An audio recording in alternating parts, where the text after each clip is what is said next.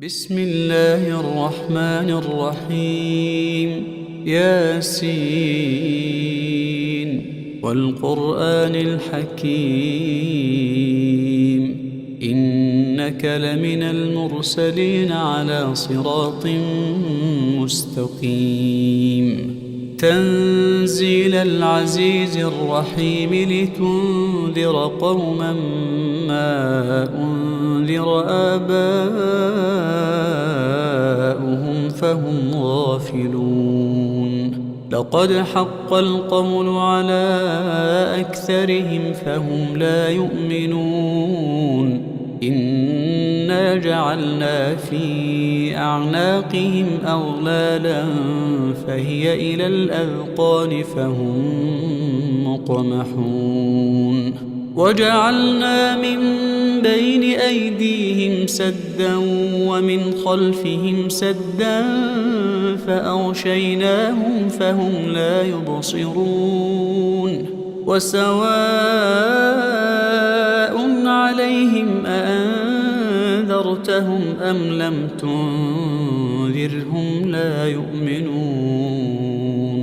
إنما تنذر من اتبع الذكر وخشي الرحمن بالغيب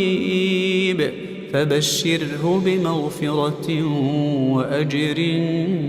كريم إنا نحن نحيي الموتى ونكتب ما قدموا وآثارهم وكل شيء أحصيناه في إمام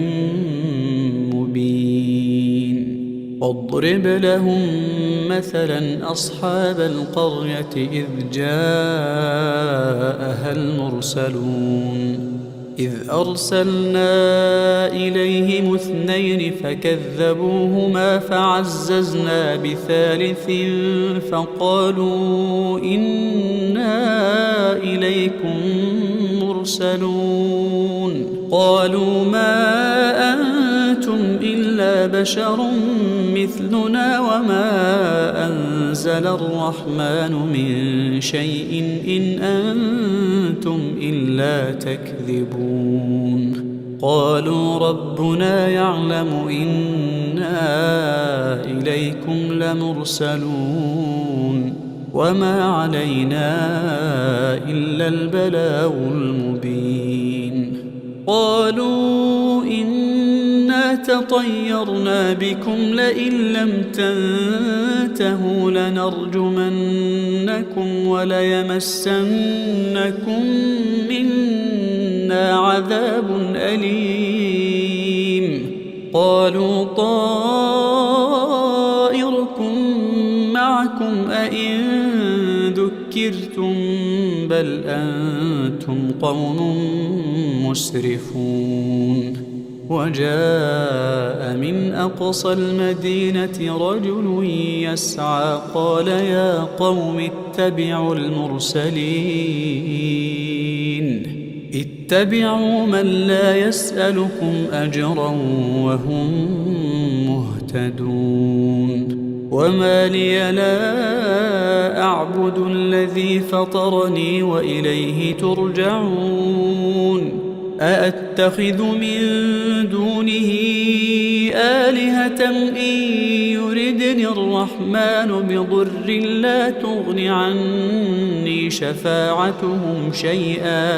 لا تغن عني شفاعتهم شيئا ولا ينقذون إني إذا لفي ضلال مبين إني آمنت بربكم فاسمعون قيل ادخل الجنة قال يا ليت قومي يعلمون بما غفر لي ربي وجعلني من المكرمين وما أنزلنا على قومه من بعده من جند من السماء وما كنا منزلين إن كانت إلا صيحة واحدة فإذا هم خامدون يا حسرة على العباد يا حسرة على العباد ما يأتيهم من رسول إلا كانوا به يستهزئون ألم يروا كم أهلكنا قبلهم من القرون أنهم إليهم لا يرجعون وإن كل لما جميع لدينا محضرون وآية لهم الأرض الميتة أحييناها وأخرجنا منها حبا فمنه يأكلون وجعلنا فيها جنات من نخيل وأعناب وفجرنا فيها من العيون ليأكلوا من ثمره وما عملته أيديهم أفلا يشكرون سبحان الذي خلق الأزواج كلها مما تنبت الأرض ومن أنفسهم ومما لا يعلمون وآية لهم الليل نسلخ منه النهار فإذا هم مظلمون والشمس تجري لمستقر لها ذلك تقدير العزيز العليم والقمر قدرناه منازل حتى عاد كالعرجون القديم لا الشمس ينبغي لها أن تدرك القمر ولا الليل سابق النهار وكل في فلك يسبحون وآية لهم أنا حملنا ذريتهم في الفلك المشحون وخلقنا لهم من مثله ما يركبون وإن نشأ نغرقهم فلا صريخ لهم ولا هم ينقذون إلا رحمة منا ومتاعا إلى حين وإذا قيل لهم اتقوا ما بين أيديكم وما خلفكم لعلكم ترحمون وما تأتيهم من آية من آيات ربهم إلا كانوا عنها معرضين وإذا قيل لهم أنفقوا مما رزقكم الله قال الذين كفروا للذين آمنوا أنطعم من لو يشاء الله أطعمه إن أنتم إلا في ضلال مبين ويقولون متى هذا الوعد إن كنتم صادقين ما ينظرون إلا صيحة واحدة تأخذهم وهم يخصمون فلا يستطيعون توصية ولا إلى أهلهم يرجعون ونفخ في الصور فإذا هم من الأجداث إلى ربهم ينسلون قالوا يا ويلنا من بعثنا من مرقدنا هذا ما وعد الرحمن وصدق المرسلون إن كانت إلا صيحة واحدة فإذا هم جميع لدينا محضرون فاليوم لا تظلم نفس شيئا ولا تجزون إلا ما كنتم تعملون. إن أصحاب الجنة اليوم في شغل فاكهون هم وأزواجهم في ظلال على الأرائك متكئون لهم فيها فاكهة ولهم ما يدعون سلام قولا من رب رحيم. وامتازوا اليوم أيها المجرمون ألم أعهد إليكم يا بني آدم ألا تعبدوا الشيطان إنه لكم عدو مبين وأن اعبدوني هذا صراط مستقيم. ولقد أضل منكم جبلا كثيرا أفلم تكونوا تعقلون. هذه جهنم التي كنتم توعدون اصلوها اليوم بما كنتم تكفرون. اليوم نختم على أفواههم وتكلمنا أيديهم وتشهد أرجلهم بما كانوا يكسبون. ولو نشاء لطمسنا على أعينهم فاستبقوا الصراط فأنى يبصرون. ولو نشاء لمسخناهم على مكانتهم فما استطاعوا مضيا ولا يرجعون. ومن نعمره ننكسه في الخلق أفلا يعقلون. وما علمناه الشعر وما ينبغي له إن هو إلا ذكر وقرآن مبين لينذر من كان حيا ويحق القول على الكافرين. أولم يروا أنا خلقنا لهم مما عملت أيدينا أنعاما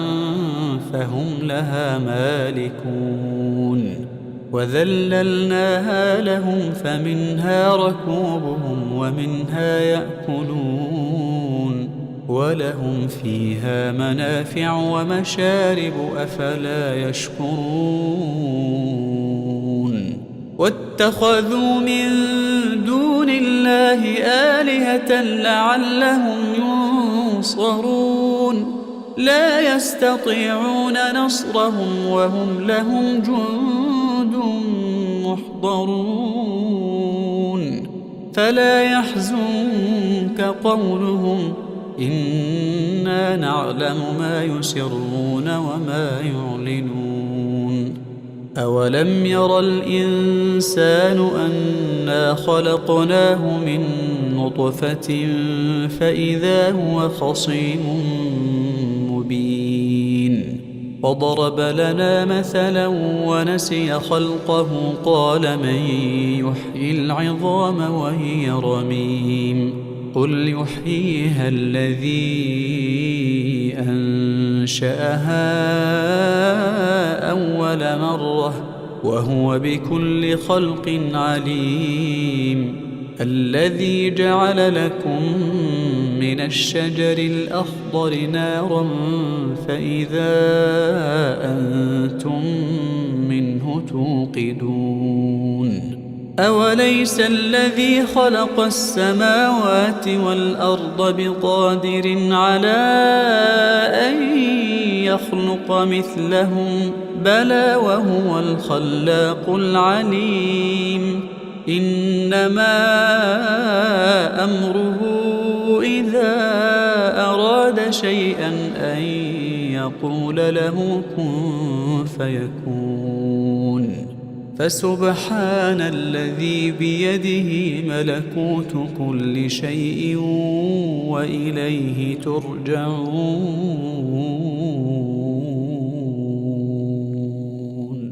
بسم الله الرحمن الرحيم. الرحمن علم القرآن خلق الإنسان علمه البيان. الشمس والقمر بحسبان والنجم والشجر يسجدان. والسماء رفعها ووضع الميزان ألا تطغوا في الميزان وأقيموا الوزن بالقسط ولا تخسروا الميزان. والأرض وضعها للأنام فيها فاكهة والنخل ذات الأكمام والحب ذو العصف والريحان. فبأي آلاء ربكما تكذبان. خلق الإنسان من صلصال كالفخار وخلق الجان من مارج من نار. فبأي آلاء ربكما تكذبان. رب المشرقين ورب المغربين. فبأي آلاء ربكما تكذبان. مرج البحرين يلتقيان بينهما برزخ لا يبغيان. فبأي آلاء ربكما تكذبان. يخرج منهما اللؤلؤ والمرجان. فبأي آلاء ربكما تكذبان. وله الجوار المنشآت في البحر كالأعلام. فبأي آلاء ربكما تكذبان. كل من عليها فان ويبقى وجه ربك ذو الجلال والإكرام. فبأي آلاء ربكما تكذبان. يسأله من في السماوات والأرض كل يوم هو في شأن. فبأي آلاء ربكما تكذبان. سنفرغ لكم أيها الثقلان. فبأي آلاء ربكما تكذبان. يا معشر الجن والإنس إن استطعتم أن تنفذوا من أقطار السماوات والأرض فانفذوا لا تنفذون إلا بسلطان. فبأي آلاء ربكما تكذبان. يرسل عليكما شواظ من نار ونحاس فلا تنتصران فبأي آلاء ربكما تكذبان فإذا انشقت السماء فكانت وردة كالدهان فبأي آلاء ربكما تكذبان فيومئذ لا يسأل عن ذنبه إنس ولا جان فبأي آلاء ربكما تكذبان يعرف المجرمون بسيماهم فيؤخذ بالنواصي والأقدام فبأي آلاء ربكما تكذبان هذه جهنم التي يكذب بها المجرمون يطوفون بينها وبين حميم آن فبأي آلاء ربكما تكذبان ولمن خاف مقام ربه جنتان فبأي آلاء ربكما تكذبان ذواتا أفنان فبأي آلاء ربكما تكذبان فيهما عينان تجريان فبأي آلاء ربكما تكذبان فيهما من كل فاكهة زوجان فبأي آلاء ربكما تكذبان متكئين على فرش بطائنها من استبرق وجنى الجنتين دان فبأي آلاء ربكما تكذبان فيهن قاصرات الطرف لم يطمثهن إنس قبلهم ولا جان فبأي آلاء ربكما تكذبان كأنهن الياقوت والمرجان فبأي آلاء ربكما تكذبان هل جزاء الإحسان إلا الإحسان فبأي آلاء ربكما تكذبان ومن دونهما جنتان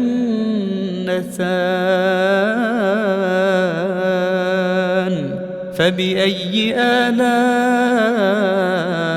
ربكما تكذبان مدهامتان فبأي آلاء ربكما تكذبان فيهما عينان نضاختان فبأي آلاء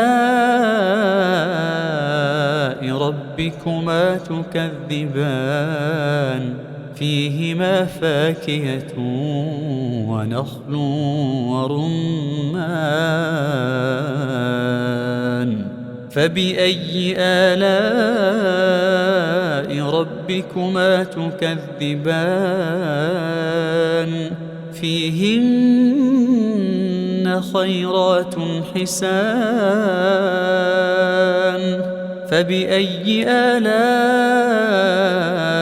ربكما تكذبان حور مقصورات في الخيام فبأي آلاء ربكما تكذبان لم يطمثهن إنس قبلهم ولا جان فبأي آلاء ربكما تكذبان متكئين على رفرف خضر وعبقري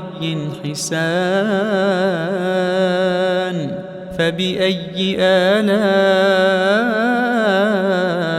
ربكما تكذبان تبارك اسم ربك ذي الجلال والإكرام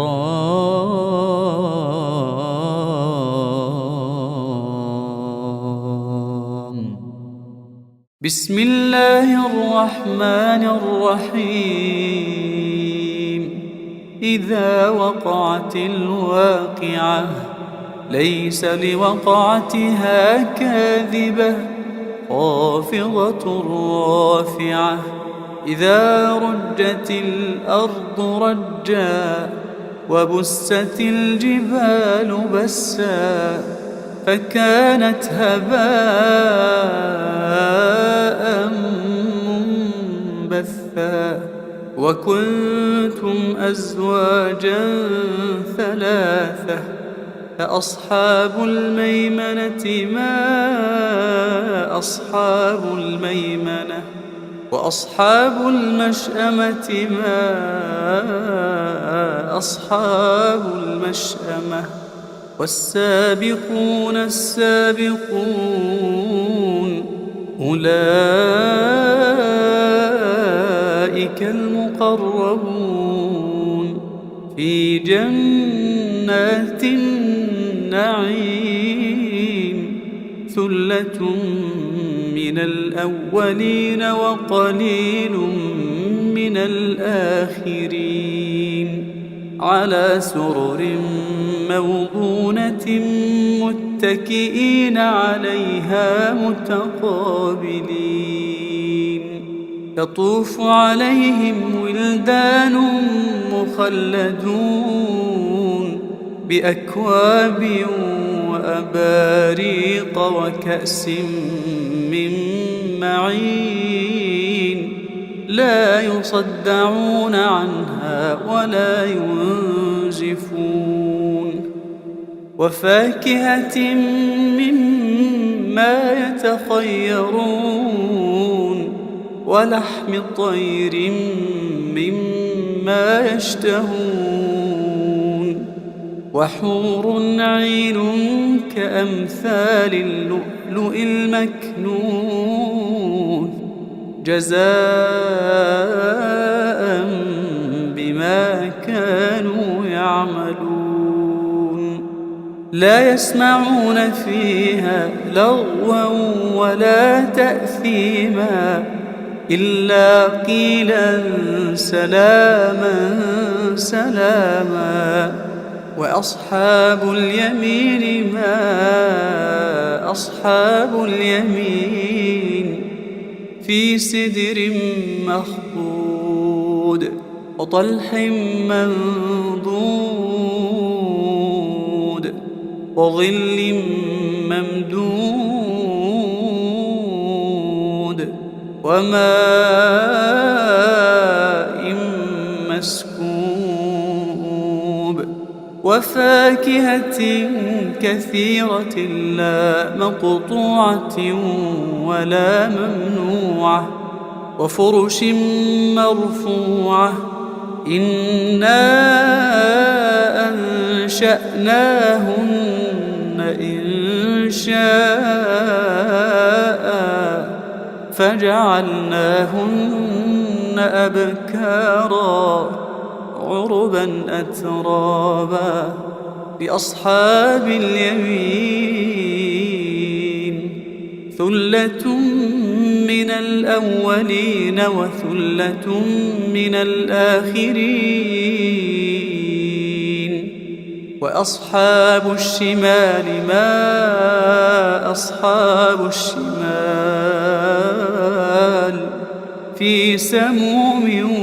وحميم وظل من يحموم لا بارد ولا كريم إنهم كانوا قبل ذلك مترفين وكانوا يصرون على الحنث العظيم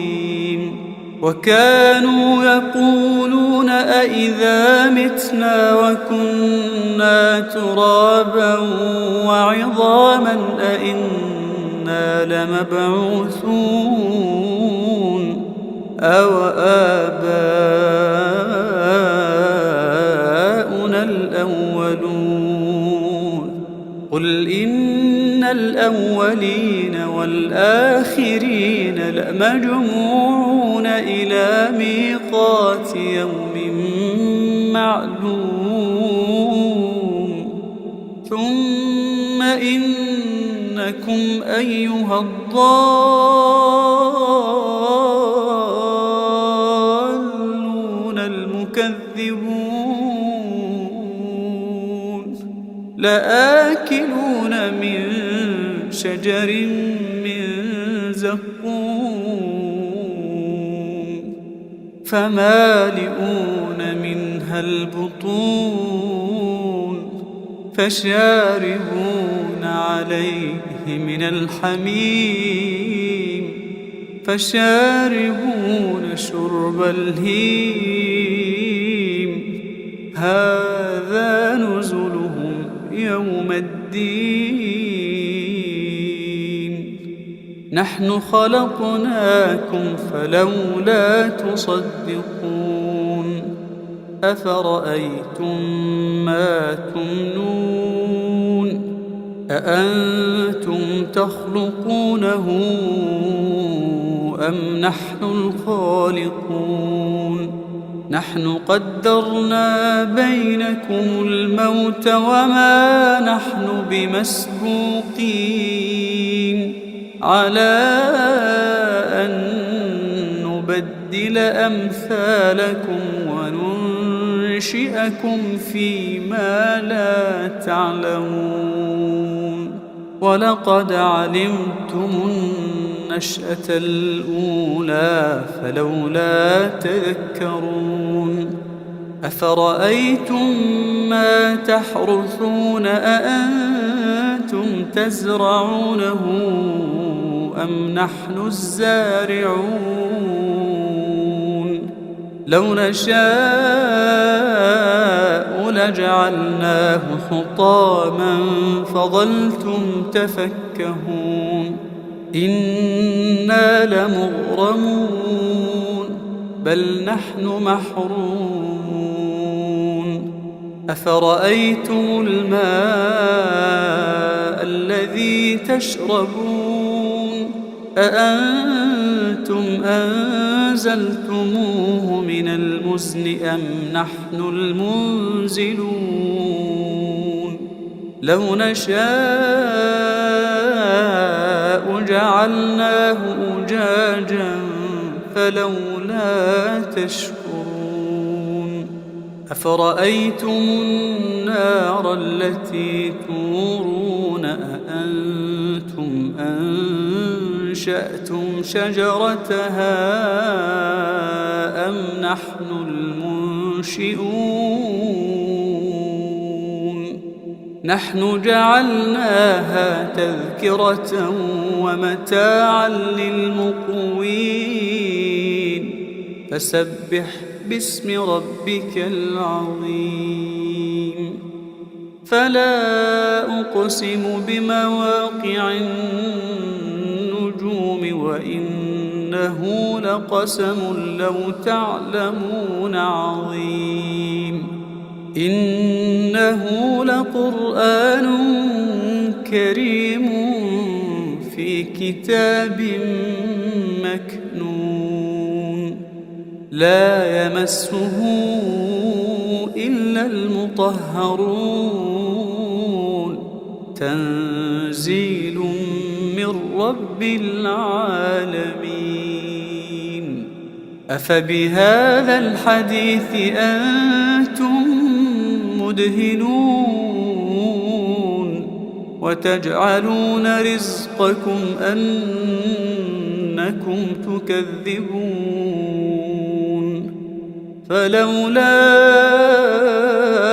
إذا بلغت الحلقوم وأنتم حينئذ تنظرون ونحن أقرب إليه منكم ولكن لا تبصرون فلولا إن كنتم غير مدينين ترجعونها إن كنتم صادقين فأما إن كان من المقربين فروح وريحان وجنة نعيم وأما إن كان من أصحاب اليمين فسلام لك من أصحاب اليمين وأما إن كان من المكذبين الضالين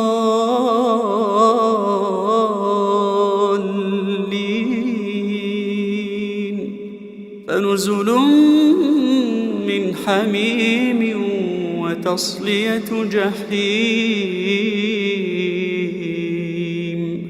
إن هذا لهو حق اليقين فسبح باسم ربك العظيم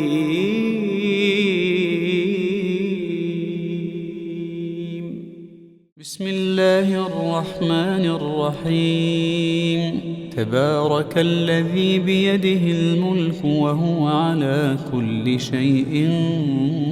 قدير الذي خلق الموت والحياة ليبلوكم أيكم أحسن عملا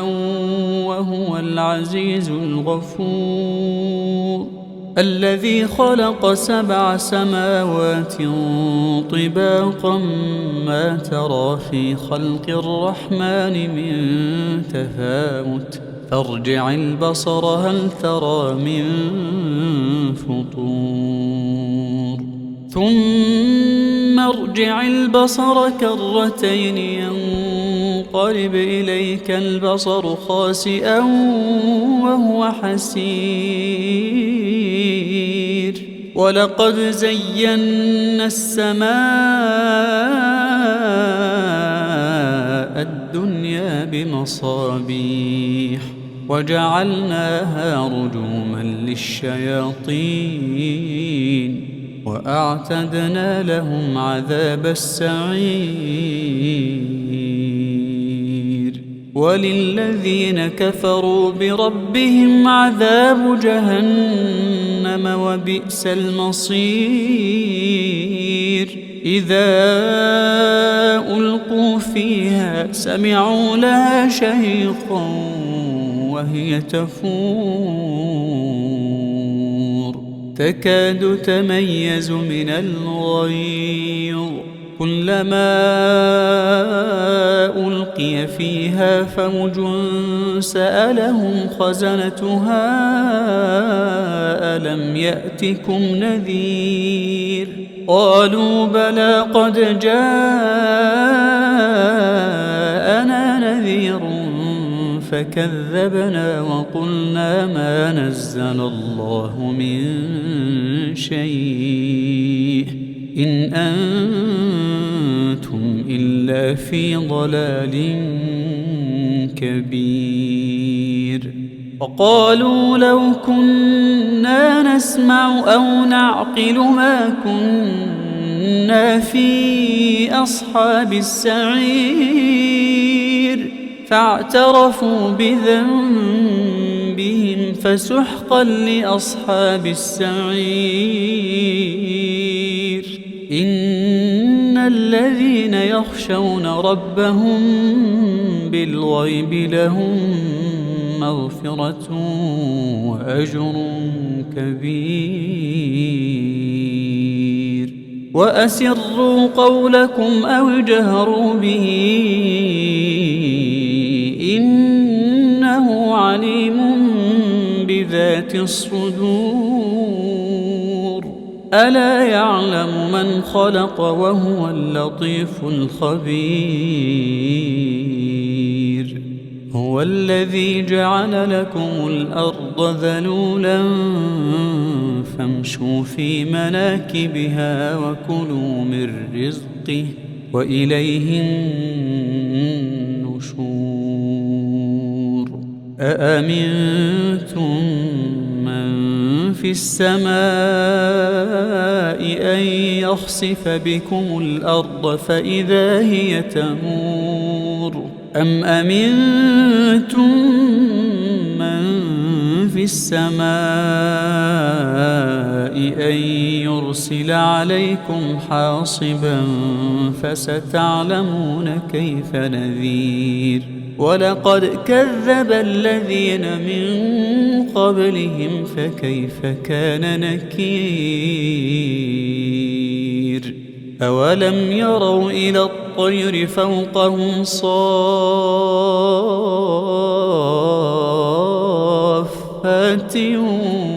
ويقبضن ما يمسكهن إلا الرحمن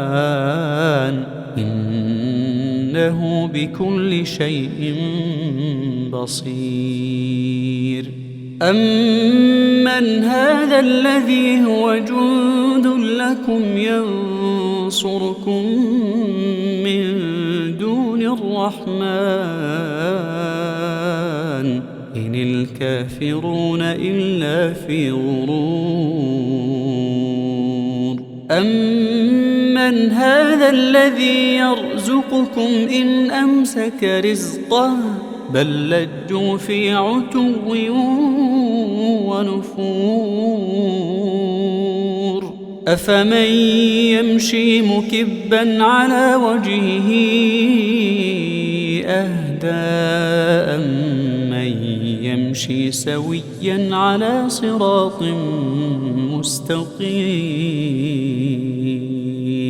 قل هو الذي أنشأكم وجعل لكم السمع والأبصار والأفئدة قليلا ما تشكرون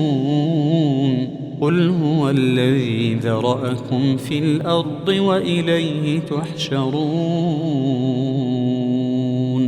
ويقولون متى هذا الوعد إن كنتم صادقين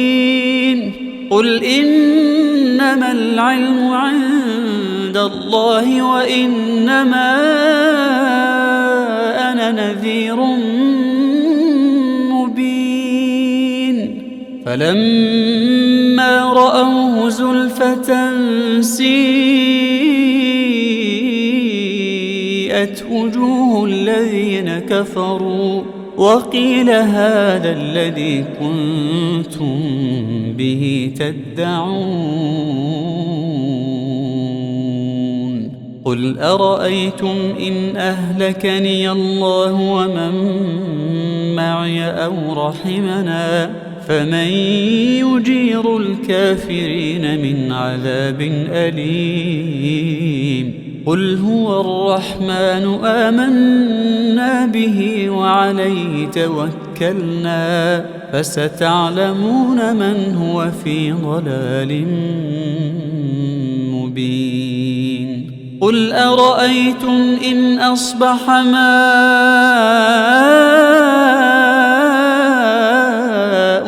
غورا فمن يأتيكم بماء